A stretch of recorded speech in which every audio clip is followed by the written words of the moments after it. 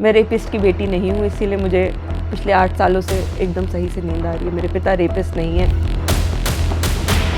मुझे बहुत गर्व है कि वो मेरे पिता हैं। कांग्रेस पार्टी के ऑफिशियल पेजेस ने इनकी पिक्चर्स डाली हैं। ये प्रियंका गांधी जी, इनके एक फ़ोन कॉल पे इनसे राहुल गांधी जी बात करते हैं। अपने प्राइवेट पार्ट्स वो भी रिकॉर्डिंग ऑन रिकॉर्ड है। मतलब मैं जब तक जिंदा हूँ मैं ये दाग तो उनके ऊपर से मिटा के रहूँगी, क्योंकि वो ये काम कभी हुआ नहीं। 8 साल से एक निर्दोष आदमी ऐसे गुनाह की सज़ा भुगत रहा है। लेकिन सबसे ज़्यादा दुख मैं तभी भी कहूँगी कि मुझे अपने पिता के लिए ही होता है। आप लोगों ने क्या क्या कुछ सहा? जो 2 बच्चियों के पिता हैं उनको आप रेपिस्ट करार दे रहे हैं और रोते हैं मेरे पिता के लिए। हम ना डरेंगे, हम ना छुपेंगे। हमारे डरा या फिर आप हमें ख़त्म कर दें, लेकिन अगर जब तक बोलने की ताकत है, जब तक वो मेरे और मैं ख़त्म भी हो जाऊंगी तो मेरे वो कागज़ जिंदा है। मुझे पता है कि मेरे पिता को न्याय मिलेगा। जस्टिस ये नहीं होगा कि अब तुम 8 साल बाद हमें छोड़ दो और कह दो कि हो गया। हम नहीं जानते थे कि झूठ के पैर थे। एक झूठ 100 बार बोलो तो लोग उसको सच मानने लगते हैं। आप हर दिन हारते हैं, हर दिन खुद को समझाते हैं, हर दिन। फिल्मी किरदार में आपने एक मॉन्स्टर को देखा होगा, एक ऐसा मॉन्स्टर जो हर तरफ कहीं ना कहीं या तो तबाही लाता है या फिर डर का साम्राज्य कायम करता है। आज आपको एक पब्लिक के बीच में कैसे एक शख्स को मॉन्स्टर बनाया जाता है, किस तरीके से हालात, किस तरीके से मीडिया, किस तरीके से पब्लिक में चलने वाला एक नैरेटिव बन करके एक साधारण से व्यक्ति को एक खूंखार चेहरे के तौर पर कुप्रचारित कर सकता है, यह अपने आप में एक बड़ी कहानी है। लेकिन दरअसल मैं मॉन्स्टर का जिक्र इसलिए कर रहा हूं ताकि आपको असल हकीकत बता सकूं और यह भी बता सकूं कि आखिर हो क्या रहा है। कैसे पब्लिक में कोई एक नैरेटिव एक परिवार की जिंदगी तहस नहस कर देता है, ना जाने कितने लोगों की जिंदगी को खतरे पर डाल देता है। इसमें कोई शक नहीं है कि कोई घटना होती है तो उसकी जांच भी होती है, उस पर कार्रवाई भी होती है और होनी भी चाहिए। लेकिन क्या यह सोचे बगैर कि उसका असर कहां और कितनी दूर तक जाएगा। दरअसल मैं बात कर रहा हूं 2018 में हुए एक ऐसे बलात्कार कांड के आरोप का जिसने उत्तर प्रदेश की पूरी सियासत की दिशा बदल दी, लेकिन इसके साथ कई परिवारों की जिंदगी भी तहस नहस कर दी। कुलदीप सेंगर नाम आपने सुना होगा।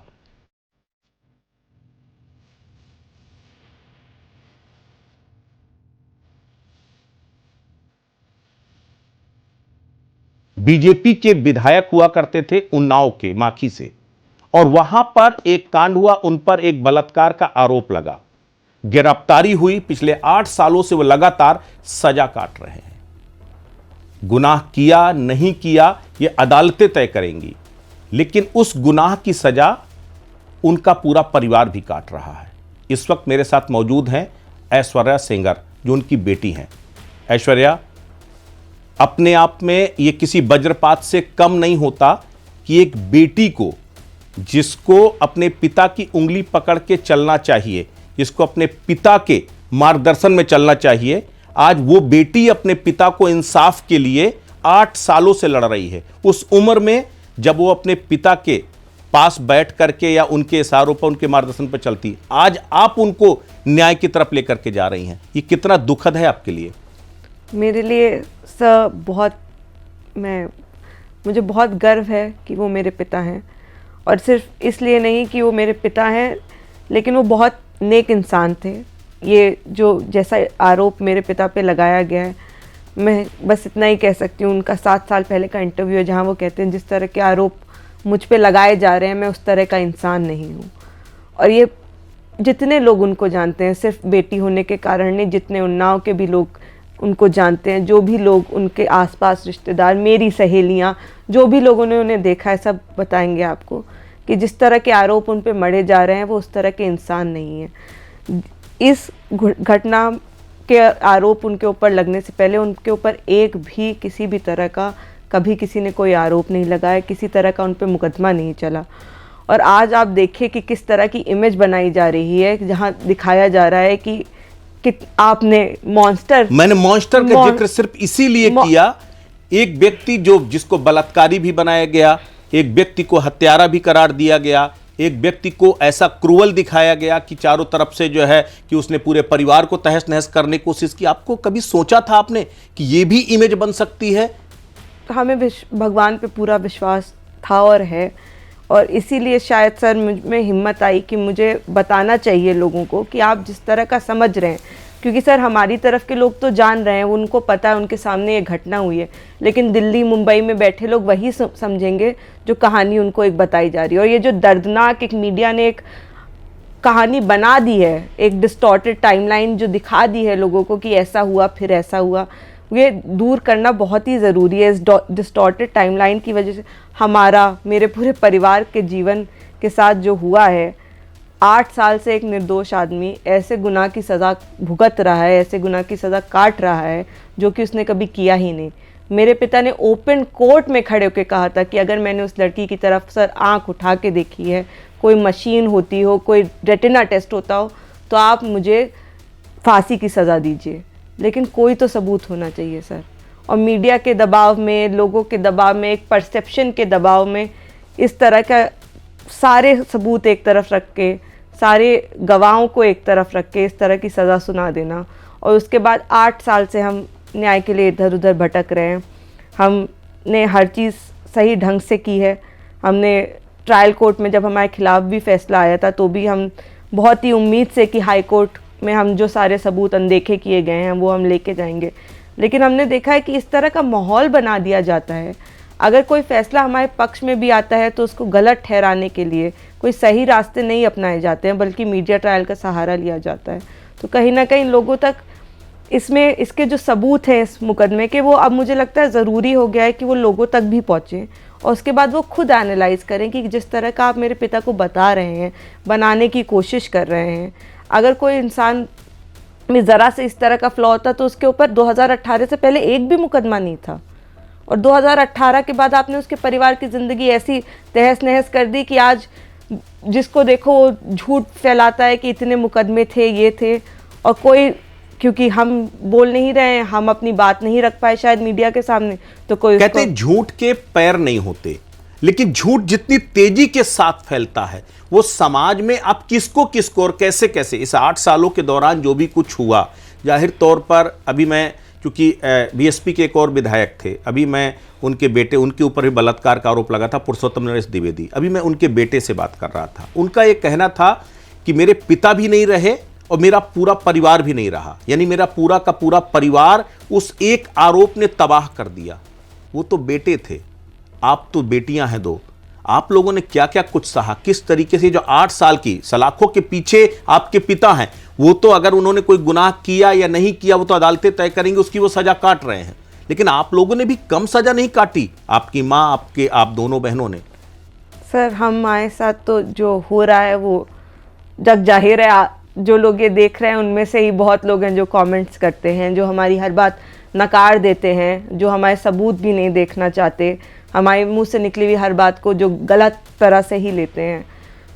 वो सब मेरी माँ का दुख, मेरे ख्याल से जितनी भी मैरिड औरतें होंगी वो समझ सकती होंगी कि क्या दुख उनके ऊपर बीतता होगा, कि उनके, और सबसे बड़ी बात यही है ना कि हम अपने पिता को जानते हैं, वो अपने पति को जानती हैं, कि इतना गंदा आरोप लगाना किसी के ऊपर, और उस आरोप को लेके हम 8 साल से घूम रहे हैं। लेकिन सबसे ज़्यादा दुख मैं तभी भी कहूँगी कि मुझे अपने पिता के लिए ही होता है कि जिस आदमी ने वो काम नहीं किया, वो कहते कहते थक गए कि कोई सबूत अगर मेरे खिलाफ है तो ठीक है, मैं सज़ा का हकदार हूँ, अगर कुछ भी है मेरे खिलाफ, वो अपनी सफाई देख, अगर सर कोई भी किसी पे आरोप लगा दे और कहे कि तुमने 10 साल पहले ये किया था, तो हम कुछ ही चीज़ों से तो ये प्रूफ कर सकेंगे, अपने CDR से, जो लोग हमारे साथ, मेरे पिता ने वो हर चीज़ की सर, वो हर चीज़ कोर्ट के सामने रखी, CBI ने वो हर चीज़ कोर्ट के सामने ला के रखी, वो कहते रह गए।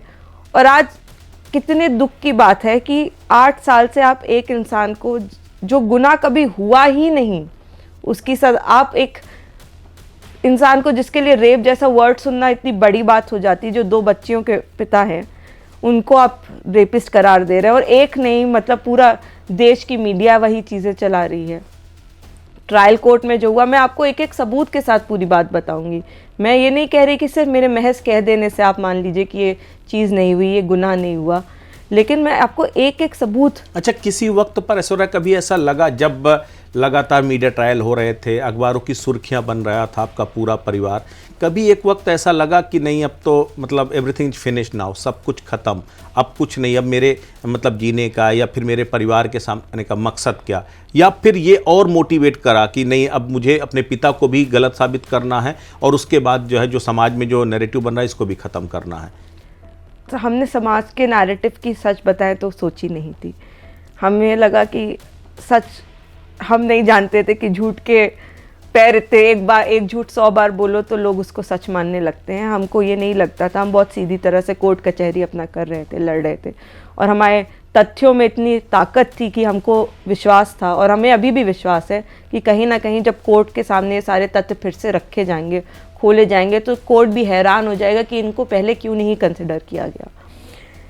और रही बात हारने की, हर दिन हारते हैं, हर दिन खुद को समझाते हैं, हर दिन खुद को हिम्मत दिलाते हैं कि नहीं करना है, और सिर्फ इसलिए नहीं कि वो मेरे पापा हैं इसलिए करना है, लेकिन कोई भी निर्दोष इंसान जिसने वो काम नहीं किया हो ना सर, उसके साथ उस चीज़ की सज़ा उसको नहीं मिलनी चाहिए। मतलब मैं जब तक जिंदा हूँ मैं ये दाग तो उनके ऊपर से मिटा के रहूँगी, क्योंकि वो ये काम कभी हुआ नहीं। मतलब बहुत दुख की बात है कि, और मैं अपने लिए जस्टिस की परिभाषा ये मानती हूँ कि जस्टिस सिर्फ ये नहीं है, कोर्ट कचहरी हम जानते हैं हम आज नहीं तो कल, हमारे तथ्य इतने मजबूत है हम जीतेंगे, लेकिन कि हर आखिरी इंसान जिसके मन में आया कि मेरे पिता ये गलत इंसान है, उन्होंने किसी लड़की के साथ ऐसा किया है, उस तक ये बात पहुँचे कि नहीं वो इस तरह के इंसान नहीं है। मेरा अब जीवन का लक्ष्य है सर कि हर बच्चा जिसने इस केस के बारे में सुना हो उसको पता हो कि इस केस में किस तरह से गलत तरह से एक आम आदमी को फंसाया गया। राजनीति का स्तर आज के डेट में देश में क्या गिर चुका है कि आप ऐसे नहीं हरा पा रहे थे मेरे पिता को, तो आपने सोचा कि सबसे आसान तरीका क्या है इस आदमी को ख़त्म कर देने का, क्योंकि उनकी कोई और गंदी आदतें नहीं है, कुछ भी नहीं है क्या, तो उनके चरित्र पे दाग लगा दो। रेपिस्ट की बेटी होने का मतलब नींद आ जाती थी? मैं रेपिस्ट की बेटी नहीं हूँ, इसीलिए मुझे पिछले 8 सालों से एकदम सही से नींद आ रही है। मेरे पिता रेपिस्ट नहीं है, इसलिए उनको पूरा विश्वास है कि भगवान उनके साथ है। हम सब बहुत गॉड लविंग लोग हैं। मेरी माता बहुत पूजा पाठ में विश्वास रखती हैं, माता रानी में विश्वास रखती हैं, और हाँ हमारे लिए बहुत मुश्किल रहा है, लेकिन हम हारे नहीं हैं सर। अगर किसी को ये लगता है कि ये परसेप्शन बना दिया गया, इतनी बड़ी लड़ाई है, इतने बड़े बड़े लोग आपके खिलाफ लड़े हुए हैं, तो आप डर जाएंगे, छुप जाएंगे, हम ना डरेंगे, हम ना छुपेंगे। हमारे डरा या फिर आप हमें ख़त्म कर दें, लेकिन अगर जब तक बोलने की ताकत है, जब तक वो मेरे और मैं ख़त्म भी हो जाऊंगी तो मेरे वो कागज़ जिंदा है। मुझे पता है कि मेरे पिता को न्याय मिलेगा। एक बेटी जो शायद यूपीएससी करके आईएएस बनना चाहती थी, आईपीएस बनना चाहती थी, वो लॉयर बन गई अपने पिता को इंसाफ दिलाने के लिए। सर सपने तो बहुत डिफरेंट थे, मैं सच बताऊं तो, और ये भी नहीं छुपाऊंगी। लोग लिखते हैं कि बड़ी प्रिविलेज्ड विधायक हूँ मैं बहुत प्रिविलेज्ड रही। बिटिया बहनी के सिवा किसी ने मुझसे आज तक बुरी तरह से बात नहीं की थी, तो ये अचानक ऐसे गालियाँ मिलना और कोई कुछ भी बोल के चला जा सकता है, कोई डरा धमका सकता है, ये सब हमारे लिए है नहीं बात। हम उससे भागेंगे नहीं, हम प्रिविलेज्ड माहौल में बड़े हुए हैं हम। लेकिन सर सपने तो जिनकी वजह से सपने थे, मेरे पिता का सपना था कि एक बेटी उनकी आईएएस, एक बेटी उनकी डॉक्टर बने। मेरी छोटी बहन है डॉक्टर। मैं शायद ये सपना नहीं पूरा कर पाऊंगी, लेकिन मुझे ये पता है कि अब सपने दूसरे हैं। अब सपना ये है, मैं कभी भी हम और पापा बात करते हैं तो हम यही बात करते हैं कि जस्टिस ये नहीं होगा कि अब तुम 8 साल बाद हमें छोड़ दो और कह दो कि हो गया, लेकिन हर वो इंसान जिसने हमें गाली लिखी उसको पता होना चाहिए कि आपने गलत गाली लिखी, आपने जिस इंसान के बारे में ऐसा बोला वो इंसान वैसा है नहीं। सॉरी कि लेकिन मैं चाहती हूँ कि लोगों के सामने वो सबूत आए, क्योंकि एक पक्ष तो सिर्फ बोल रहा है ना, बोलता चला जा रहा है, कहानियाँ सुना रहा है, तो आपको लग रहा है कि ऐसे ही हुआ होगा। आपने दूसरे पक्ष की बात तो कभी जानी ही नहीं कि क्या जो घटना बताई जा रही है क्या वो घटना हुई भी है। अच्छा, जिस तरह की आपके पिता की, आपके परिवार की इमेज क्रिएट करने की कोशिश की गई, क्योंकि मैंने खुद बात किया था जो है उस लड़की से, पीड़िता से जो है, जिसने साफ तौर पर कहा कि मैं इसलिए नहीं चाहती कि वो बाहर ना आए, अगर वो बाहर आ गए तो हमारा पूरा परिवार बचेगा नहीं, क्योंकि इससे पहले भी वो कई बार हमारे पूरे परिवार को खत्म करने की कोशिश कर चुके। मेरे पिता की हत्या करवाई, मेरे चाचा को जेल से आज तक सलाखों से बाहर नहीं आने दिया, उन्हें कई बार जो है पैरोल मिल गई, लेकिन जो है मेरे चाचा को एक भी बार बाहर नहीं आने दिया। और अगर वो बाहर आ गए तो फिर हम लोग नहीं बचेंगे। तो क्या इस तरह की, मतलब 8 सालों बाद भी वो खौफ कायम है कुलदीप सेंगर के नाम का? जो लोग, आप पता करिएगा सर, आप उन्नाव जाइएगा, मेरे पिता का कोई 8 साल बाद हम किसी पद पे नहीं बैठे हैं, हमारे परिवार में किसी के पास पद नहीं है, लेकिन उन्नाव के लोग आज भी रो रहे हैं। मैंने देखा, जंतर मंतर में देखा, लोग रोते हुए बिलखते हुए लोग भी देखे हमने।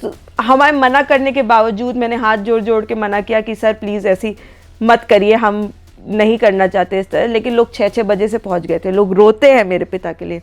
8 साल बाद कोई डर से नहीं रोता है। और जो ये बता रही हैं कि इनके चाचा हिस्ट्री शीटर हैं, आज के नहीं, मेरे पैदा होने से पहले से इनके चाचा पे मुकदमे रहे हैं, गैंगस्टर एक्ट लगा हुआ है। इनके पिता पे 28 मुकदमे थे, गांव की लड़कियों को, औरतों को परेशान करते थे, पूरा गांव इनसे परेशान था। आप गांव वालों से जाके पूछेंगे तो वो बताएंगे इनकी असलियत कि किस तरह से इनके चाचा और पिता गांव वालों को वहाँ पे परेशान करते थे।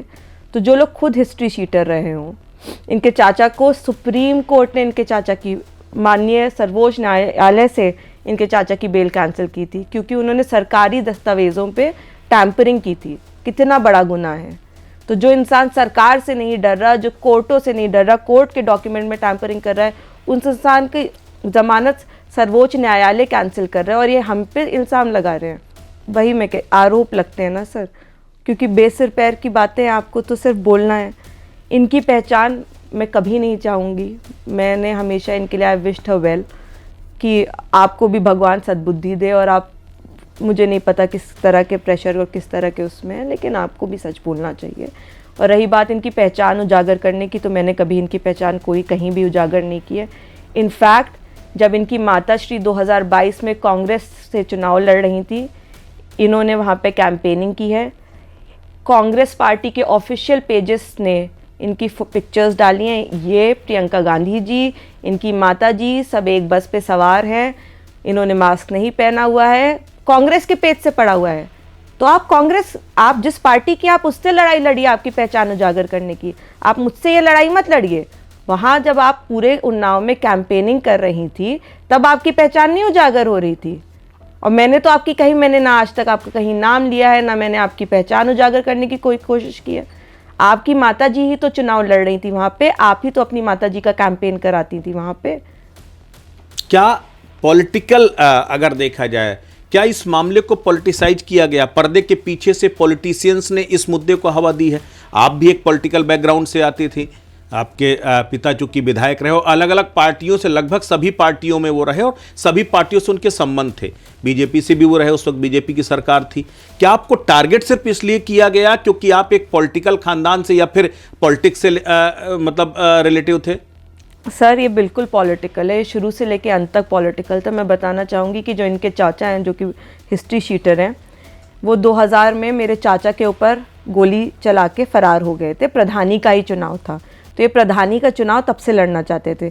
2015 के अंत में तब से ये फरार चल रहे थे। ये उत्तर प्रदेश में इनको फरार घोषित कर दिया गया था। 2015 में ये आते हैं, फिर से प्रधानी का चुनाव लड़ने की मंशा से ही आते हैं, और उस बार मेरी चाची उस गांव की प्रधान चुनी जाती हैं।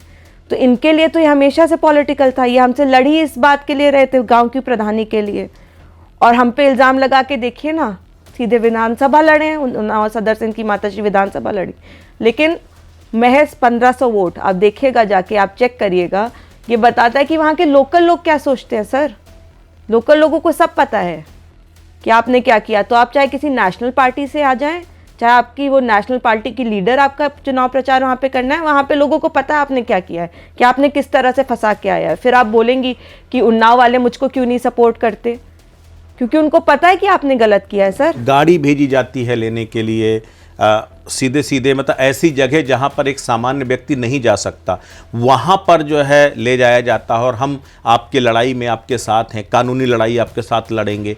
तो क्या ये जो फैक्ट आप बार बार बताते हो, क्या सीधे तौर में कांग्रेस की बात कर रहा हूं कि कांग्रेस राहुल गांधी मिलते हैं, सोनिया गांधी मिलती है, सारे लोग मिलते हैं, तो क्या इन तक आप वो फैक्ट पहुंचा नहीं पाए या उन्होंने फैक्ट कभी समझने की कोशिश नहीं की? सर मुझे नहीं लगता, मैंने बहुत बार अपील की है कि आप हमारी भी बात सुनने की कोशिश कीजिए, लेकिन ये मुझसे इनके एक फ़ोन कॉल पे इनसे राहुल गांधी जी बात करते हैं, इनके एक फ़ोन कॉल पे इनको बुलाया जाता है, इनके एक फ़ोन कॉल पे NGO वाले वहाँ पे पहुँच जाते हैं, सारा इनका इंतज़ाम हो जाता है। हमारे पास वो सुविधाएं नहीं हैं। हम आज की डेट में किसी से भी बात करना चाहें, हम एक फ़ोन मिलाएं, मुझे नहीं लगता कि कोई उठाएगा भी ऐसे फ़ोन।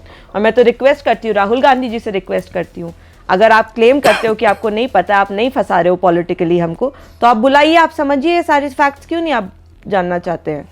क्यों आपकी बहन गई थी उन्नाव सदन में प्रचार करने? नकार दिया ना वहाँ के लोगों ने। लेकिन किसको किसको समझाएंगे? अखिलेश यादव की पार्टी वो आप लोगों के खिलाफ ट्रेंड चलाती है, आप लोगों के खिलाफ सोशल मीडिया हमारा कहीं ना कहीं बीजेपी का जो एक हमारे ऊपर टैग लगा हुआ है, ये सब मुझे लगता है उत्तर प्रदेश के जितने भी लोग रहे होंगे, जितने भी लोग हैं, वो सब ये जानते हैं कि किस तरह से इस मुकदमे में पॉलिटिक्स के चलते मेरे पिता को फंसाया गया है, मेरे पिता के साथ किस तरह से गंदी राजनीति की गई है। जिस इंसान पे एक भी मुकदमा नहीं था, उस इंसान पे 2018 में लगातार इन्हीं के परिवार द्वारा मुकदमे लगवाए जाते हैं, उसको परस्यू कराए जाते हैं। जो इनके पिता के मरने वाला मुकदमा है, उसमें तो हम चार्जशीटेड भी नहीं थे। आप सोचिए, CBI की इन्वेस्टिगेशन हुई है, CBI ने उसमें हम पे चार्जशीट नहीं लगाई है। और जब हम दिल्ली आते हैं, हमारा मुकदमा दिल्ली ट्रांसफ़र करते हैं, तो CBI 2 मुकदमों को क्लब करती है, ट्रायल कोर्ट 2 मुकदमों को क्लब करता है और हमको भी 10 साल की उसमें कन्विक्शन दे देते हैं। मतलब जिस पर आप चार्जशीटेड नहीं है उसमें आप कन्विक्टेड हो गए 10 साल के लिए? उसमें हम कन्विक्टेड हो गए। जो लोग चार्जशीटेड थे उन्हीं के साथ हमारा ट्रायल क्लब करके हमको भी कन्विक्ट कर दिया गया। कि ये किस तरह का मीडिया ट्रायल चल रहा है। नहीं तो क्या आपको क्या लगता है, ये बड़ा मुद्दा है, क्या आपको क्या लगता है, क्या अदालतें भी मीडिया ट्रायल या फिर इस तरह से पॉलिटिक्स हो रही सड़कों पर, इसके प्रेशर पर अपने फैसले देती हैं? सर इनके पास बहुत अच्छा वकील है, हाई कोर्ट में भी वो आते थे, उन्होंने इनका मुकदमा लड़ा है। और ये चाहती तो ये सीधी तरह से, कोई भी अगर किसी भी न्यायालय से कोई ऑर्डर आया है तो बहुत आम सी बात है, अगर आपको वो नहीं पसंद है तो आप उसको उससे बड़ी अदालत में चैलेंज कर सकती हैं। तो हाई कोर्ट का ऑर्डर आया था, आप चाहती तो आप सीधा रास्ता अपनाती, आप जाती हैं इसको सुप्रीम कोर्ट में चैलेंज कर सकते थे, लेकिन आपने वो रास्ता जानबूझ के नहीं अपनाया। आप जाके इंडिया गेट पे बैठे, जो भी लोग दिल्ली में रहते हैं आप जानते हैं, हम और आप जाके इंडिया गेट पे इस तरह नहीं बैठ सकते। अगर हम और आप भी बैठने जाएंगे तो पुलिस हमको वहाँ से हटाने आएगी। इन्होंने जानबूझ के वो जगह चुनी, इन्होंने जानबूझ के वहाँ पे मीडिया बुलाई, इन्होंने पूरा जानबूझ के बहुत प्रायोजित तरह से ये किया गया है। और उसके बाद जाके CBI ने SLP लगाई और वेकेशंस में हमारा केस लगाया गया और ये स्टे किया गया। अच्छा, पीड़ित परिवार बार बार कहता है कि हम बहुत गरीब हैं, हम बहुत जो है दबे हुए हैं, आप बहुत पावरफुल हैं, आप बाहुबली हैं, आप पैसे से मजबूत हैं, आप बड़े बड़े वकील खड़े कर सकते हैं, आप सब कुछ कर सकते हैं, अब लेकिन हमारी बात कोई नहीं सुन रहा, तो हमारे पास क्या विकल्प बच रहा है? जब हमें न्याय नहीं मिल रहा तो हम सड़कों पर जा रहे हैं। सर क्या आपको पता है कि इन्होंने खुद अपनी माँ और चाचा और बहन पे मुकदमा कर रखा है 7 करोड़ रुपए का, कि ये लोग केस मैनेजमेंट में 7 करोड़ रुपए, 7 करोड़ का वो FIR मौजूद है। मैं चाहती हूँ आप लोगों को दिखाएं, जो लोग खुद को गरीब बता रहे हैं वो एक दूसरे पे 7 करोड़ का मुकदमा कर रहे हैं। और उस मुकदमे में लिखा क्या है कि इन्होंने मेरे 7 करोड़, अपनी माँ और चाचा पे इल्ज़ाम लगाया कि 7 करोड़ रुपए इन्होंने मेरी हड़प लिए जो मेरे पास थे, कि केस मैनेजमेंट किया है। किस तरह का केस मैनेजमेंट किया है? केस मैनेजमेंट मतलब इसमें इनका किस बात के लिए खर्च हो, केस किस तरह का मैनेज किस तरह का मैनेजमेंट, क्या अपने अकॉर्डिंग एविडेंस को क्रिएट करने का या आपके खिलाफ एविडेंस बनाने का? आपके वकील कहते हैं कि उन्होंने प्रो बोनो केस लड़ा है, तो आपने किस हिसाब से 7 करोड़ रुपए खर्च किए केस मैनेजमेंट में? आप बेशक लोगों को वो FIR दिखाइए, और उस FIR में साथ ही साथ ये लिखा हुआ है कि मेरी बहन कहती है कि मेरे पति पे झूठे आरोप लगा देगी रेप के। ये बाकायदा उसमें मेंशन्ड है आप लोगों को कि किस तरह से झूठे आरोप कितने नॉर्मल हो गए हैं, आपके लिए कितना नॉर्मल हो गया ये चीज़ कहना। इनफैक्ट मैं चाहूँगी आप लोगों को दिखाएं, एक यूनियन गवर्नमेंट की रिपोर्ट लगी हुई है जहाँ पे साफ लिखा हुआ है कि CRPF वाले बताते हैं कि वो उनको धमकी देती हैं कि ये हम पे झूठे मुकदमे लगा देंगी।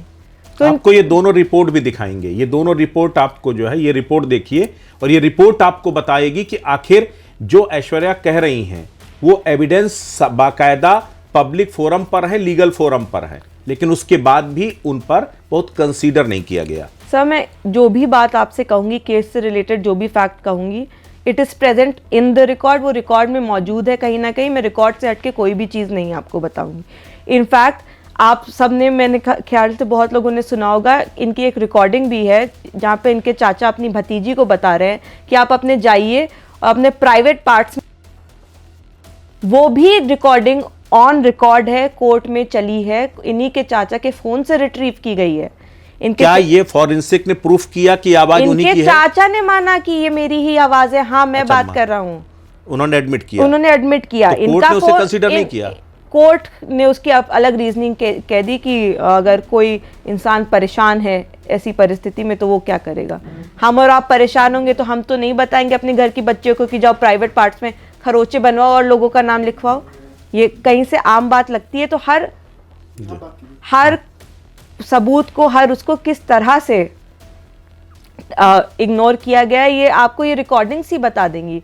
इस मुकदमे में इतनी रिकॉर्डिंग्स लगी हैं जहां पे आप देखेंगे इनके चाचा क्या करते थे। इनके चाचा रिकॉर्डिंग्स करते थे। इनके चाचा की एक रिकॉर्डिंग है जहां पे वो खुद बता रहे हैं, वो कानून के कितने ज्ञानी हैं आप इससे समझिए कि वो निर्भया वाला केस हुआ था ना, उसके बाद से लड़की जो कह देती है वही बयान है, कोई नहीं बचा सकता उसके बाद। तो जो आदमी को इतना ज्ञान है कानून का, तो फिर उसने इतनी देर क्यों लगाई अपने उसकी रिपोर्ट लिखाने में। मैं बताती हूँ, ये 11 तारीख को इनकी कंप्लेंट है कि 11 तारीख को मैं घर से चली गई थी। उसके बाद इन्होंने मुकदमा लिखवाया 21 तारीख को कि शशि सिंह जी और उनकी बेटी, एक गांव की है हमारी, उन्होंने मुझे फ़ोन करके बुलाया और 3 लड़कों ने, जिसमें वो मेरे पिता का नाम नहीं लेते, इनमें से एक नरेश तिवारी है, 3 लड़कों ने मेरे साथ गलत काम किया। अभी तक मेरे पिता की कहीं कोई बात नहीं करी है। 22 तारीख को ये मजिस्ट्रेट के सामने मुकदमा लिखाने जा रही है, मतलब अपना बयान देने जा रही हैं। वहाँ पे ये कहीं मेरे पिता की कोई बात नहीं कर रही है, यही बात कर रही है कि शशि सिंह जी ने ऐसा ऐसा किया। उसके बाद 2.5 महीने जब इसमें चार्जशीट लग जाती है, गांव में एक पंचायत बैठाई जाती है उसके पहले, जहां पे ये प्रपोजल। उस पंचायत में ऐसा क्या हुआ था? कहते हैं वहीं से पूरा सीन क्रिएट हुआ। आखिर उस पंचायत में ऐसा क्या था? एक सवाल और बार आती, इसी में टूट कर देता हूं। शशि सिंह से आपके पिता के क्या संबंध थे, जो है क्यों इस पर, मतलब उनकी वजह से ये कहा गया कि शायद जो है उस परिवार से विवाद हुआ और उसके बाद ये पूरी चीजें बनी? देखिए, मेरे ना शशि सिंह जी से कोई संबंध थे मेरे पिता के। इनफैक्ट ये हमारे जो जजमेंट है उसमें नोटेड है कि पाया गया है कि शशि सिंह जी से ना 4 तारीख को, ना 4 तारीख के पहले, ना 4 तारीख के कभी बाद मेरे पिता की कोई फ़ोन कॉल्स लगी हैं। कोई किसी भी तरह का परिचय नहीं था। हम सब एक ही गांव माखी के को बिलोंग करते हैं। ये पंचायत जो हुई जब ये लड़की चली गई थी क्या कहते हैं नरेश तिवारी जी के साथ, तो उसके बाद ये जब वापस आती हैं तो गाँव में पंचायत रखी जाती है। पंचायत इनके चाचा की तरफ से बुलाई जाती है। मेरे पिता विधायक थे, मेरे पिता भी उस पंचायत में मौजूद रहते हैं, गांव के बड़े होने के नाते, जहाँ पे प्रपोजल रखा जाता है कि शुभम सिंह, जो जिसको इन्होंने इस मुकदमे में फंसाया, जो शशि सिंह जी के बेटे हैं, उनसे और इनकी शादी करा दी जाए। इनके चाचा की तरफ से प्रस्ताव रखा जाता है। और क्योंकि हम लोग की जात सेम है और वो आप गाँवदारी में जो भी लोग जानते हैं वो समझते हैं कि कास्ट को कितना एम्फेसाइज किया जाता है। तो जिसके साथ वो गई थी वो डिफरेंट कास्ट के थे। शुभम सिंह जी ठाकुर ही हैं, हम भी ठाकुर हैं, वो भी ठाकुर हैं। तो ये कहते हैं कि उनसे, शुभम सिंह जी से, उस लड़की की शादी करा दी जाए। अब शशि सिंह जी नहीं मानती हैं। वो कहती हैं कि ये लड़की जब गई किसी और के साथ थी, मैं अपने बेटे से इसकी शादी नहीं कराऊंगी। वो एक आर्मी बैकग्राउंड के, उनके शुभम सिंह के जो पिता हैं वो आर्मी में थे। तो वो लोग कहते हैं हम नहीं शादी कराएंगे क्योंकि मेरे बेटे की कुछ भी आप रोल बता रहे हो, लेकिन वो गई उसके साथ नहीं थी, तो हम ये शादी नहीं कराएंगे। उसी में क्या कहते हैं मेरे पापा भी मौजूद रहते हैं। ये वहाँ पे धमकी देते हैं मैं पूरे घर परिवार पे मुकदमा लिखा दूंगा। तो मेरे पिता की तरफ से बस प्रोटेस्ट इतना आता है कि आप बाकी जो मुकदमा लिखा रहे हो हम आपको रोक नहीं सकते, हम किसी को नहीं रोक सकते। हालांकि गांव में सबको पता था कि किस तरह का मुकदमा लिखाया जा रहा है, हम आपको रोक नहीं सकते। लेकिन किसी की बीवी और किसी की बिटिया को, वो अनमैरिड थी, उनकी जो बेटी थी उस वक्त, उस पर गलत मुकदमा नहीं लिखाना चाहिए। इतना ही विरोध मेरे पिता ने वहाँ पे दर्ज किया था। 1 अगस्त को, ये जून की घटना है सर, अभी तक मेरे पिता का इसमें कहीं भी नाम ये नहीं लेती हैं। 1 अगस्त को इसमें चार्जशीट लगती है। जब चार्जशीट लगती है तो उसमें इन्वेस्टिगेशन में शशि सिंह जी और निधि सिंह जी का नाम नहीं आता है, फाइनल जो चार्जशीट लगती है। यहीं से इनके चाचा और नाराज़ हो जाते हैं, उनको लगता है कि हम ही हैं शशि सिंह और निधि सिंह का नाम हटाने के पीछे। तो एक जो पुरानी प्रधानी के चुनाव की दुश्मनी थी वो तो चली रही थी, यहाँ आके और नाराज़ हो गए कि ये हमारे हर मामले में ये टांग लड़ाते हैं। इसी के बाद 17 अगस्त को आप 2.5 महीने का देखिए गैप हो गया। इतने कानून के ज्ञानी हैं। 2.5 महीने बाद आपके पिता का नाम आता है पहली बार, और उसमें भी मैं चिट्ठी में बताती हूँ, चिट्ठी के कंटेंट्स आप लोगों को दिखाइएगा। फर्स्ट पूरा सेम ही है कि शशि सिंह जी और निधि सिंह ने मुझे फ़ोन करके बुलाया, मेरे साथ ऐसा ऐसा हुआ। आखिरी की 4 लाइनों में लिखा है कि इसके पहले 4 जून को कुलदीप सिंह सेंगर ने भी 2 बजे मेरे साथ ऐसा ऐसा किया था। तो यहाँ एक टाइमिंग आ गई 2 बजे की। यहाँ पे एक और चीज़ सोचने की बात है, अगर 4 तारीख को कोई महिला आपको बुलाती है और आपका रेप हो जाता है तो 11 तारीख को महिला आपको फिर से बुलाएगी सेम नौकरी का झांसा देके, आप वहाँ जाएंगे, आप फिर चले जाएंगी। ये मतलब ये बहुत कॉमन सेंस को हमारे, या आपके साथ कुछ बुरा हो जाए किसी तो हम उस आदमी से शायद वास्ता नहीं रखेंगे। और ये बताती हैं कि हम 4 तारीख को नहीं शशि सिंह के साथ गए, फिर हम 11 तारीख को नहीं शशि सिंह के साथ गए। यहाँ ये समय बोलती हैं 2 बजे। फिर सितंबर के महीने में मेरे पिता की पिक्चर्स हैं उस वक्त की, जो ये समय बता रही हैं 2 बजे। माता जी के साथ वो गंगा दशहरा का एक कार्यक्रम है, वो उसमें मौजूद है। वो फेसबुक पे भी उनके पिक्चर्स पड़ी हुई हैं, वो सार्वजनिक पिक्चर्स हैं, आप सब भी देख सकते हैं। मैं चाहूँगी कि आप लोगों को दिखाएं। फिर सितंबर के महीने में आके, ये अगस्त में बोलती हैं 2 बजे, सितंबर में आके एक मीडिया इंटरव्यू देती हैं, वो भी आप लोगों को दिखाइएगा। उसमें कहती हैं कि भाजपा विधायक स्पेसिफाई करती हैं, भाजपा विधायक कुलदीप सिंह सेंगर ने मेरे साथ ऐसा ऐसा शाम के 6 बजे किया। तो अब इन्होंने समय बदल के 2 बजे से 6 बजे कर दिया। जो कॉन्ट्रडिक्शन, जो मेन कॉन्ट्रडिक्शंस हैं वो तो और हैं ही हैं। और उसके बाद फिर जब फाइनल FIR लिखाती हैं तो उसमें समय बदल के 6 बजे से कर देती हैं 8 से 8:30 बजे। अब इसमें सबसे इंटरेस्टिंग बात यह है कि मेरे पिता की जो CDR लोकेशन है वो इन सारे समय पे, तीनों समय पे नहीं, तीनों समय पे माखी में है ही नहीं, वो उनके उन्नाव ऑफिस की है। IO ने भी ये बात मानी है कि हाँ इनकी CDR लोकेशन इनके ऑफिस की है। जिन लोगों ने मुझसे बात की उन्होंने ये बात मानी है। मेरे पिता विधायक थे, उनको सरकारी सुरक्षा मिली हुई थी, सरकारी गनर मिले हुए थे, सरकारी गनरों ने आके बताया कि हाँ हम उनके साथ मौजूद थे। उनकी लॉगबुक भी भरी जाती है, उनकी खुद की CDR निकाली है CBI ने सर। उनकी खुद की CDR मेरी CDR के साथ मौजूद है, सिंक में है कि जहाँ गनर है वहाँ हम हैं। और मैं क्यों कहती हूँ कि मैं भगवान पे इतना विश्वास रखती हूँ, क्योंकि कहीं ना कहीं उस दिन मेरे घर में एक निजी कार्यक्रम था। मेरी जो चाचा लगते हैं उनके यहाँ कर्णछेदन समारोह था, उसकी भी वो पूरी चीज़ ऑन रिकॉर्ड लगी हुई है, आप बिल्कुल देखिएगा। उस इवेंट की पिक्चर्स भी हैं जहाँ मेरे पिता मौजूद हैं, उनके साथ गनर मौजूद है, जो लोग बताते हैं कि हम उनके साथ मौजूद हैं। तो सिर्फ CDR एविडेंस नहीं है, आगे जब हम कार्यक्रम में गए तो उसकी फोटोग्राफिक एविडेंस भी है हमारे पास। तो इतने एविडेंस होने के बावजूद एक मुद्दा, दूसरा मुद्दा आया कि पता चला आपने उनके पिता की, आपके जो है माता पिता ने हिरासत में उनकी, सर मैं उस पर भी आऊंगी। मैं एक और चीज इसमें बता दूं कि इसमें इनका खुद का भी स्वयं का CDR लगा हुआ है, जो कि प्रूव करता है कि ये जो फाइनल भी जो समय बता रही हैं उस वक्त वो फोन पे बात कर रही हैं। किससे? नरेश तिवारी से। नरेश तिवारी से इनकी फोन कॉल्स लगी हुई हैं। ये मुकदमा, दूसरा मुकदमा जो है वो ट्रायल पे चल रहा है, और नरेश तिवारी पर भी इन्होंने गैंगरेप का मामला दर्ज कराया। नरेश तिवारी से इनकी ऑडियोज हैं सर बात करते हुए, आप वो ऑडियो सुनेंगे तो आप समझ जाएंगे, मुझे कहने की जरूरत नहीं है। और उस समय पे पर्टिकुलर जो 8 to 8:30 का ये समय देती हैं, इनकी फोन कॉल्स चल रही हैं। तो इतने सबूत आप देखिए ना सर, कितने सबूत है। इससे ज्यादा सबूत हो सकते हैं कि कोई काम नहीं हुआ है। लेकिन इतने सारे सबूतों के बाद भी कोर्ट कंसीडर नहीं कर रही आपके सारे मैं आपको बताती हूँ, पॉक्सो का जो भी मुकदमा होता है, ये जो लोग लॉ की नॉलेज रखते हैं समझेंगे कि अगर पॉक्सो का मुकदमा है तो जो विक्टिम है उसकी सिर्फ टेस्टिमनी काफ़ी है, मतलब उसने जो सिर्फ बयान दे दिया वो भी काफ़ी है कन्विक्ट करने के लिए किसी आदमी को। नहीं तो पॉक्सो तो आपका नाबालिग, उसमें तो क्या ये साबित हो गया कि वो नाबालिग है? सबसे मैं यही बता रही हूँ, CBI आप इसमें देखिएगा कितनी इंटरेस्टिंग बात है। इन्होंने जो लड़कों को गैंगरेप वाला मुकदमा फंसाया उसमें ये अपनी दूसरी डेट ऑफ बर्थ बताती हैं। उसमें बताती है 15/4/2002 जो हमारे में मुकदमा दर्ज कराती है, उसमें एक नकली सर्टिफिकेट देती हैं। वो भी प्रूव हो गया कि जो सर्टिफिकेट इन्होंने दिया वो नकली सर्टिफिकेट है। एक नकली सर्टिफिकेट के आधार पे कहती हैं कि मैं नाबालिग थी। जब इनकी अलग अलग डेट ऑफ बर्थ आ जाती है बहुत सीबीआई के सामने, तो सीबीआई इनकी बोन ऑसिफिकेशन कराती है। उन्नाव यूएमसी की रिपोर्ट लगी हुई है ossification, RML Lucknow, AIIMS Delhi के 11 डॉक्टरों का पैनल है जो सब कहते हैं कि ये 18 साल के ऊपर थी। जज साहब उसको भी नकार देते हैं और कहते हैं कि नहीं, माँ ने बोला है तो ये नाबालिग है और पॉक्सो में मुकदमा चलेगा, टेस्टिमनी पे हमें कन्विक्शन है। अपील का प्रावधान इसीलिए है सर कि अगर ट्रायल कोर्ट से इतनी बड़ी बड़ी गलतियां हो गई हैं तो आप अपील में जाइए। हमारा दुर्भाग्य ये है कि जैसे ही हम अपील में जाते हैं, हम अपील में आए, हमारी सुनवाई नहीं हो रही है।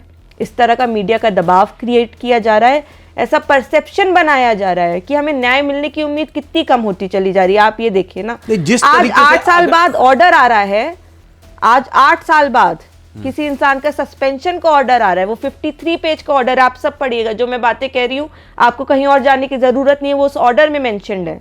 जो मैंने फोन कॉल्स और ये सारी बात बताई सब उस ऑर्डर में मेंशन्ड है। 8 साल बाद एक ऑर्डर आता है और आप क्या करते हैं? जजमेंट पर सवाल खड़े किए गए, जजमेंट पे सवाल खड़े किए गए। जजमेंट पे सवाल खड़े करना एक चीज होती है, जजमेंट पे आप करिए सवाल। आपने जजों पे सवाल, जजों पर भी सवाल खड़े किए, बिल्कुल। आपने कितनी घटिया बातें कही हैं। तो क्या इस तरीके से फिर कभी न्याय मिल पाएगा क्या?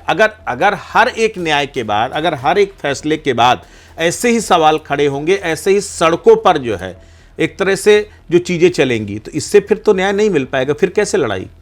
सर मुझे माननीय सर्वोच्च न्यायालय पे पूरा भरोसा है। हमने पहले भी बहुत सारे जजमेंट्स देखे हैं उनके, जहां उन्होंने कहा है कि हम मीडिया ट्रायल के दबाव में कोई काम नहीं करेंगे, इनफैक्ट जो मेरिट्स होंगे केस के वो देख के सारा निर्णय लिया जाएगा।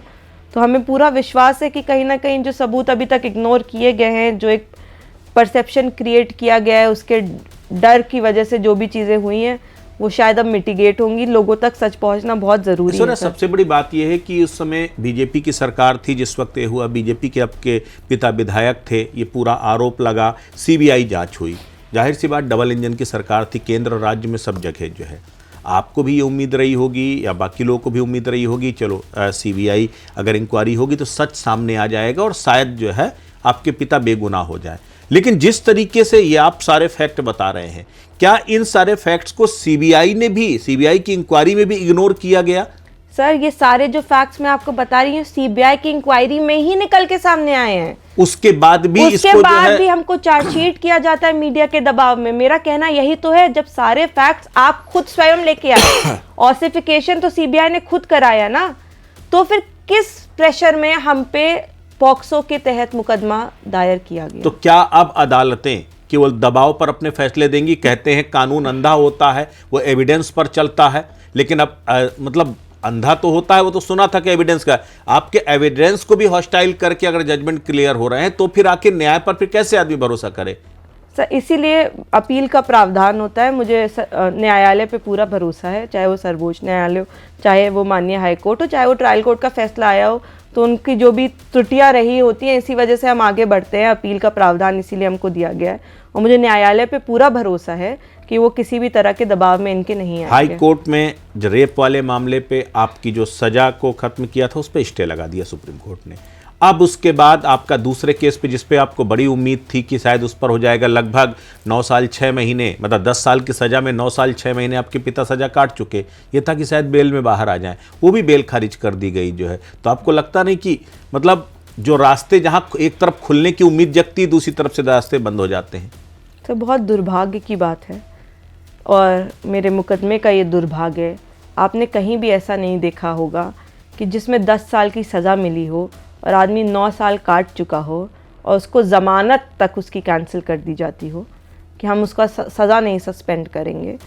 तो ये कहीं ना कहीं दुर्भाग्य की बात है। हम इसको भी चैलेंज करेंगे, माननीय न्यायालय में हम चैलेंज करेंगे इस ऑर्डर को भी, क्योंकि और रही बात इस मुकदमे की, तो मैं अब इस मुकदमे के बारे में भी आपको बताना चाहूँगी।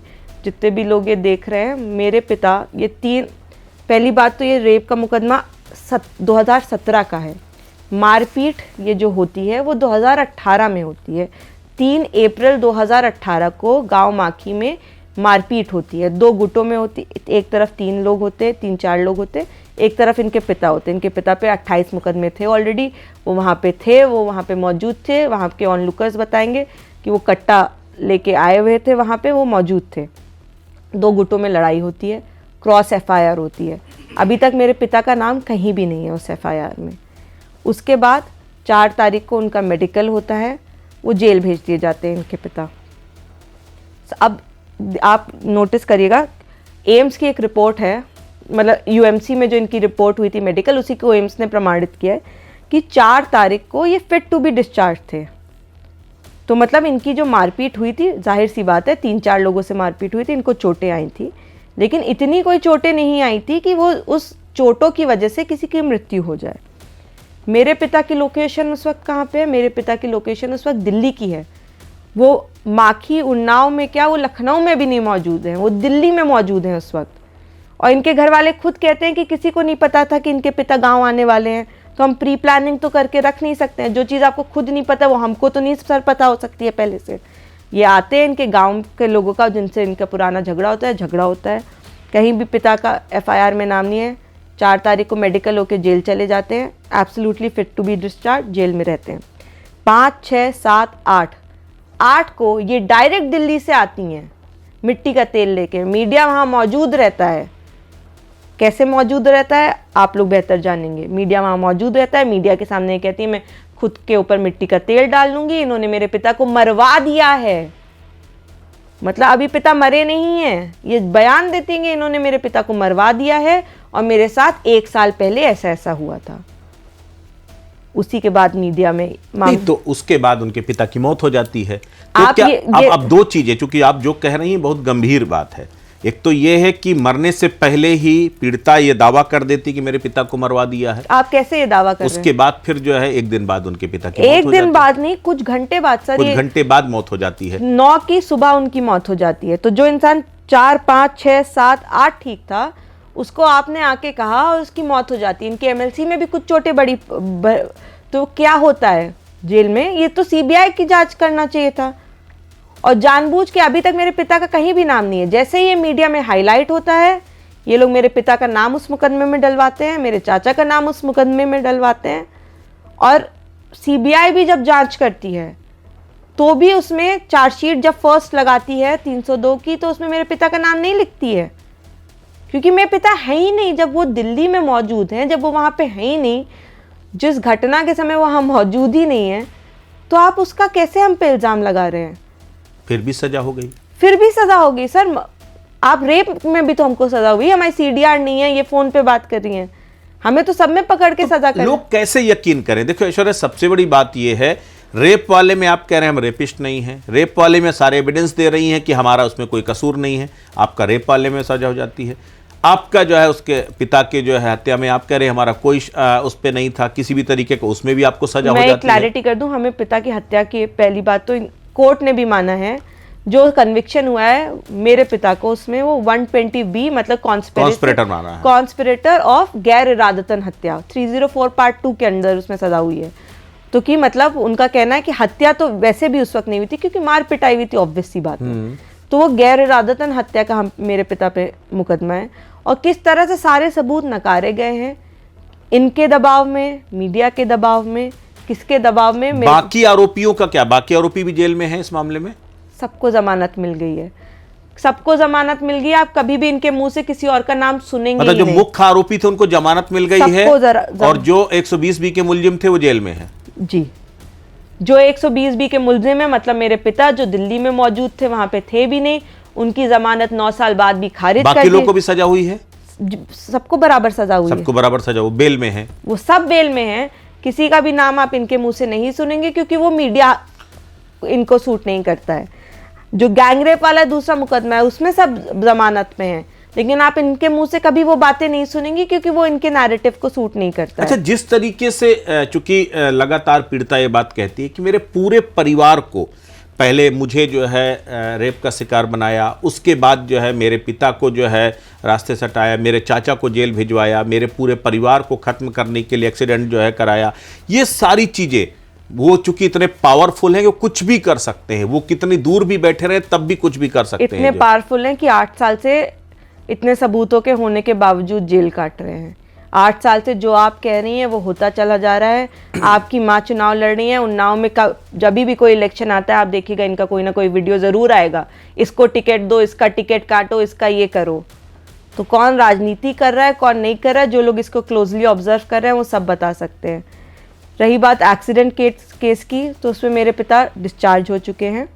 डिस्चार्ज, और आप वो रिपोर्ट ज़रूर पढ़िएगा और लोगों को समझाइएगा, उसमें बताइएगा कि ये जो एक बात कही जाती है कि ट्रक ने आके गाड़ी को उड़ा दिया, ये कितनी सरासर गलत बात कही जाती है। आप वो रिपोर्ट पढ़ेंगे, सिर्फ सीबीआई ने उसमें नहीं जांच की है, उसमें सीबीआई, आईआईटी दिल्ली की एक्सपर्ट टीम गई थी, एक फॉरेंसिक टीम गई थी, सबने जांच की है, सबने बताया है गाड़ी बहुत तेज चल रही थी, उस दिन बारिश हो रही थी, गाड़ी आके ट्रक से भिड़ी है। एक नेचुरल एक्सीडेंट, इतनी जो ड्राइवर साहब थे इनके, जो इनके लॉयर भी थे, वो फोन पे बात कर रहे थे।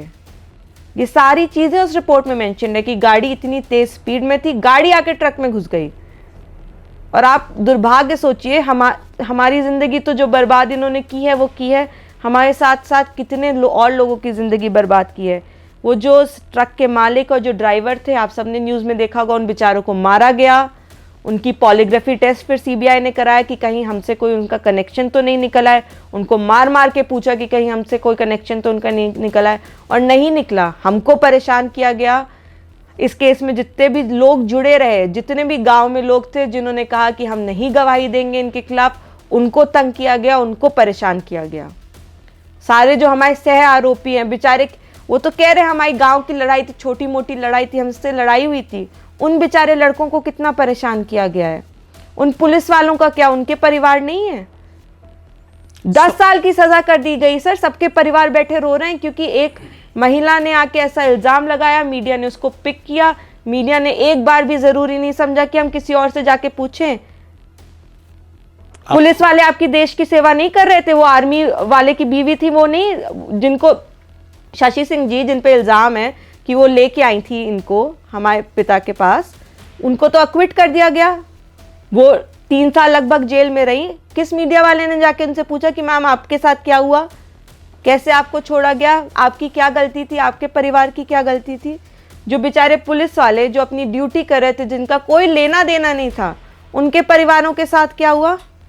उनका आपने पूरा करियर, इतनी साल देश की सेवा करने के बाद आपने उनका पूरा करियर खत्म कर दिया। और सिर्फ क्योंकि आप जो बोल रही हैं वो होता चला जा रहा है, सामने से कोई बोलने वाला नहीं है, सामने से कोई बताने वाला नहीं है कि ये सच बात है, ये गलत बात है। उसका आपने भरपूर फायदा उठाया है। आपने अपनी कहानियां बदली, आपने एज पर कन्वीनियंस अपनी कहानियां सुनाई हैं लोगों को। बहुत दुर्भाग्य की बात है कि आपका एक्सीडेंट हो गया। ऐश्वर्या, सबसे बड़ी बात यह है कि जब जब आप पिता से मिलने जाती हैं तब तब एक उम्मीद उनको जो है देती होंगी कि आप चिंता मत कीजिए, आप बाहर आ जाएंगे, कब बाहर आ जाएंगे। वो भी कहीं ना कहीं कई बार उम्मीद के साथ होते होंगे, चलो अब तो मतलब इस रात की कोई तो सुबह होगी। अभी जब पता चला कि पहले तो ये हुआ चलो सज़ा मान लीजिए ख़त्म हो गई, तो खुश हुए होंगे, उनको भी खुश हुए, परिवार भी खुश हुआ होगा।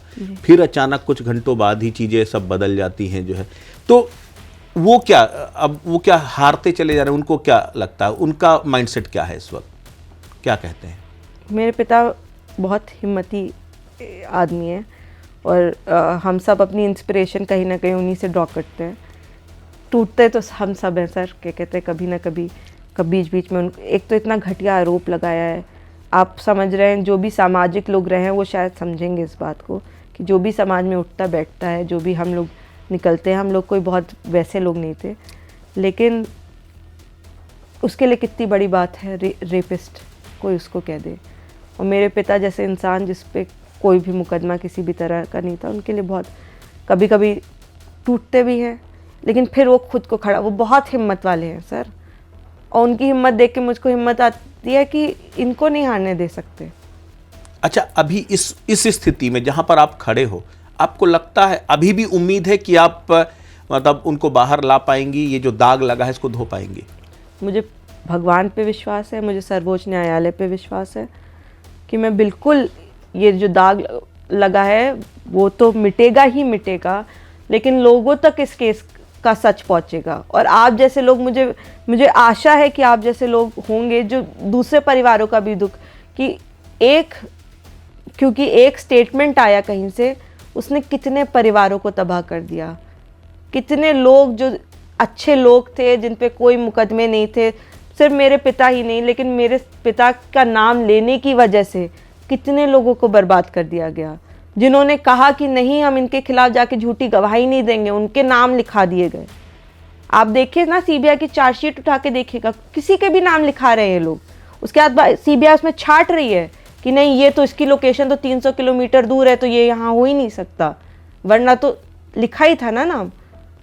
तो आप किस तरह से आप गैंग रेप तो क्या विक्टिम होने का मतलब यह है कि आप कानून को जिस तरीके से, सबूतों को जिस तरीके से भी चाहो उस तरीके से उसको खेलो, उसको अपने अकॉर्डिंग मोल्ड करो?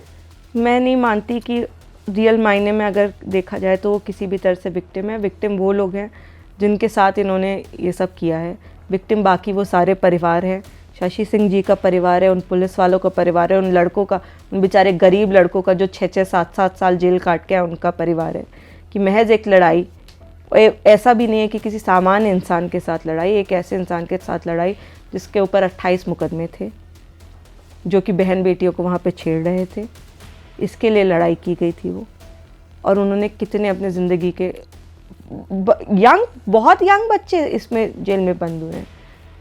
आप सोचिए ना, पुलिस वालों का तो पूरा जीवन ख़त्म हो गया, तो आपके महज एक कह देने से कितने परिवार बर्बाद हुए हैं। वो सब हैं विक्टिम्स, वो सब एक्चुअल विक्टिम्स हैं। और उसके साथ साथ मैं कहना चाहूँगी, मैं चाहती हूँ कि आपका जीवन अच्छे से बीते, आप हमेशा खुश रहे, आपके साथ सब अच्छा हो, लेकिन आपकी वजह से आपने जो लोगों के साथ किया वो सही नहीं है। कभी बात करने की कोशिश नहीं की आप लोगों ने? नहीं, बिल्कुल नहीं सर, हम ये भूल के भी ऐसा कभी कुछ नहीं करेंगे। हम बस उनसे अपील कर सकते हैं कि आप बस कर दें। अच्छा, इतनी 10 तरह की कहानियां बनाएंगी तो कहीं ना कहीं हमारा देश में लोग बहुत इमोशनल हैं। हम भी ऐसी कहानियां सुनते थे तो लोगों को गालियां ही देते थे जिन लोगों के बारे में सुनते थे, लेकिन जब लोगों को सच पता चलेगा तो वो सब ऐश्वर्या, एक लड़ाई आप अदालत में लड़ रही हैं, एक लड़ाई अब आपने फैसला किया है कि जनता की अदालत में भी जाएंगे और जनता को सच बताएंगे। सबसे बड़ी बात यह है कि जिस राजनीति के विद्रूप चेहरे ने आपके पिता को, आपके परिवार को और आपसे जुड़े हुए लोगों को राजनीति का शिकार बनाया, बहुत सारे लोग ऐसे हैं जो आपके खिलाफ राजनीति करते रहे, बहुत सारे ऐसे लोग हैं जिनसे आपने उम्मीद लगाई थी कि शायद मुसीबत के वक्त आपके साथ खड़े होंगे, उन्होंने भी मुंह मोड़ लिया। क्या कभी ये सोच है कि अब इसी राजनीति में आकर के, इसी उसमें आकर के आपको वो जवाब देना है और ये बताना है कि दरअसल जो है किसी के साथ देना है, किसी के साथ खड़े रहना मतलब राजनीति में जरूरी भी होता है और मजबूरी भी होता है? कभी सोचा है सर? हमारी प्रायोरिटी हमारा केस है। हम निकले थे तो हम आईएएस बनने निकले थे, हम वकील बन गए, लेकिन मैं यही कहूँगी कि मेरी प्रायोरिटी मेरा केस है। और रही बात राजनीति की, तो मेरे पिता को उन्नाव में लोग बहुत प्यार करते हैं। आज भी मेरे पिता को लोग इतना प्यार करते हैं कि जहाँ वो चाहेंगे, जैसा वो चाहेंगे, लोग रो रहे हैं उनके लिए। और मुझे पूरी उम्मीद है कि उसका परिणाम कहीं ना कहीं, जो मेहनत मेरे पिता ने, मेरे पिता की 35-40 साल की जो मेहनत है, वो उठे उन्हीं लोग के साथ है। वो पैदा उन्नाव में हुए हैं और कहते हैं मैं मरूंगा भी उन्नाव में, और काम हमेशा उन्हीं लोगों के लिए किया, तो वो करते रहेंगे। और हमारी लड़ाई पिता की राजनीतिक विरासत को आगे बढ़ाने का कोई वो है कि कम से कम पिता की लड़ाई बेटी जो है लड़ रही है, तो बेटी भी उसी मुस्तकबिल में अपना आगे उनको पिता को इंसाफ दिलाए, क्योंकि एक मोर्चा तो राजनीतिक मोर्चा है ना, जहां से आप कहीं ना कहीं हार रहे हो। तो देखिए, हमने, मेरे पिता का जब से मुकदमा हो गया, मेरे परिवार ने कोई, ये मैं कॉन्फिडेंस के साथ कह सकती हूँ कि जब कभी भी मेरा परिवार वहाँ से चुनाव लड़ेगा तो वो वहाँ से चुनाव जीतेगा, और इसमें कोई दो राय नहीं है। क्योंकि मैं वहाँ के लोग, ये तो कोई मीडिया मैनेज नहीं कर सकता, ये लोग मैनेज करते हैं। ये लोगों की आवाज़ में लोग कह रहे थे कि हमारे लिए तो अभी विधायक कुलदीप सिंह सेंगर हैं। सर, हज़ारों लोग, हज़ारों, मना करने के बावजूद, हमारा कोई वो नहीं था, लेकिन हज़ारों लोग वहाँ पहुँचे थे। आप देखिए ना कि किस तरह लोग रो रहे हैं, लोगों को पता है कि गलत हो रहा है। तो मैं कहती हूँ कि जब कभी भी, और मैं, ईश्वर ने चाहा तो मेरे पिता ही जब वो लड़ेंगे, तो मेरे परिवार से जब भी कोई उतरेगा तो उसको कोई नहीं हरा सकता। लेकिन ये लड़ाई अभी राजनीति से बड़ी है, राजनीति से ऊपर है, और जिस तरह की घटिया राजनीति की गई है उसके विरुद्ध है। तो मैं पहले इसमें जीतना चाहूँगी और ईश्वर का साथ रहा और मुझे न्यायालय पे पूरा विश्वास है, जीत लास्ट में हमारी ही होगी। नाउम्मीद तो नहीं है? कभी नहीं सर। एक चीज़ जो मेरे पिता ने मुझे सिखाई है और जिस पे मैंने संकल्प ले लिया वो है, ना उम्मीद नहीं होंगे। अगर गलत होते सर, एक भी मुकदमे में एक भी बात हमारी गलत होती तो शायद कहीं ना कहीं दबते। अगर एक भी सबूत हमारे खिलाफ होता, एक भी वो होता, तो हम कहीं ना कहीं दबते कि अरे ये चीज़ उजागर हो गई। तो जब कुछ गलत किया नहीं तो डरना कैसा सर? उस दिन के बारे में सोचते हैं जब आप अपने पिता को बेदाग करके जेल से बाहर निकाल करके लाएंगी और जनता के बीच में आकर के डंके की चोट पे कहेंगी, देखो मैंने कहा था कि मेरे पिता बेकसूर है और आज बेकसूर बन के बाहर सामने आए हैं। इंतजार कर रही हूँ उस दिन का? बिल्कुल इंतज़ार कर रही हूँ सर। और अगर भगवान ने चाहा तो दिन मुझे लगता है कि लोगों तक ये बात पहुँचेगी। आप लोगों को खुद भी सोचना चाहिए कि क्या किसी इंसान को जिसने वो गुनाह किया नहीं उसको इसकी सज़ा इस तरह मिलनी चाहिए? क्या किसी परिवार के साथ उस चीज़ के लिए गलत होना चाहिए जो कि काम कभी हुआ ही नहीं? क्या एक तरफ का सुन के आपको कोई मन बना लेना चाहिए? आपने जो भी सवाल पूछे, चाहे वो रेप से रिलेटेड हो, चाहे वो पिता की मृत्यु से रिलेटेड हो, चाहे वो एक्सीडेंट से रिलेटेड हो, मैंने सारी चीज़ें क्लियर की हैं और विथ प्रूफ की हैं। और उसके बाद भी अगर कहीं ना कहीं आपका मन वो नहीं मान रहा है तो मैं चाहूँगी आप मुझसे और सवाल करें, मैं और प्रूफ्स के साथ आपको दिखाऊंगी। क्योंकि मेरे पास कहानियाँ सुनाने को नहीं है सर। मैं नहीं बता सकती कि मैं किस तरह से विक्टिमाइज्ड हुई, और अगर वही सुना के जीतना होता तो शायद बात ही अलग थी। लेकिन मैं बिल्कुल चाहूँगी कि लोगों तक ये बात पहुँचे। और thank you so much Aishwarya हमारे साथ बात करने के लिए। तो ये थी कुलदीप सिंह सेंगर की बेटी ऐश्वर्या सेंगर, जिन्होंने इमोशनल अंदाज में सारी चीज़ कही, एक एक तथ्य बताए, एक एक बात कही। और ये लड़ाई जो 8 सालों की थी, ये लड़ाई कितनी मुश्किल थी और कितनी बड़ी थी उसके बारे में भी बयां किया। सबसे बड़ी बात यह है कि ये लड़ाई और ये जो विवाद है या जो भी कुछ मुकदमे हैं ये अदालत में चल रहे हैं। इसके फैसले तो अदालत में तय होंगे, लेकिन अगर सड़कों से वाकई में सड़कों के जरिए अगर कोई परसेप्शन तैयार होता है तो हर किसी को इस पक्ष को भी जानना और समझना जरूर चाहिए। और ये भी समझना चाहिए कि सिक्के के हमेशा 2 पहलू होते हैं। एक वो जो दिख रहा होता है वही सच नहीं होता, बल्कि उसके पीछे जो नहीं दिखता वो भी एक सच्चाई है। नमस्कार।